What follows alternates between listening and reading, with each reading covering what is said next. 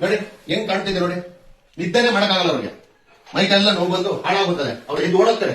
ಉತ್ತರ ಈಶಾನ್ಯದ ಬಾಗಿಲು ಬೆಡ್ರೂಮ್ ಅಲ್ಲಿ ವಾಸ್ತು ದೋಷ ಪರಿಹಾರ ಮಾಡಕ್ಕೆ ಬಾತ್ರೂಮ್ ಬಾಗಿಲುಗಳಿಗೆ ಕನ್ನಡಿಗಳಾಗ್ತಾರೆ. ಹುಚ್ಚರು ವಾಸ್ತು ಸಲಹೆಗಾರರು ವಾಸ್ತುವಲ್ಲಿ ಮಾರಕ್ಕಾಗದಿದ್ರು ಕನ್ನಡಿ ಮಾರಿ ಅವ್ರ ಹೊಟ್ಟೆ ಹೊರ್ಕೊಂಡು ಮನೆಯವ್ರಿಗೆ ನೆಮ್ಮದಿ ಹಾಳು ಮಾಡ್ತಾರೆ. ಅಂತ ಕನ್ನಡಿಗಳಿರ್ಬಾರ್ದು. ನಿಮ್ ಮನೇಲಿ ಇದ್ರೆ ನೀವು ಚೇಂಜ್ ಮಾಡ್ಕೊಳ್ಳಿ, ತೋರಿಸ್ತೀನಿ. ಇದು ವಾಯುಮೂಲೆ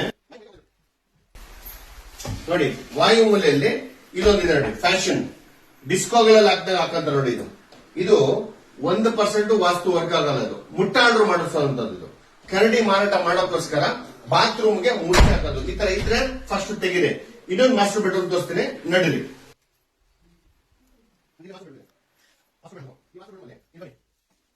ಇಲ್ಲಿ ನೋಡಿ, ಇಲ್ಲಿ ಕನ್ನಡಿ ಇದೆ, ಕಾಣಿಸ್ತಿದೆ ನಿಮ್ಗೆ?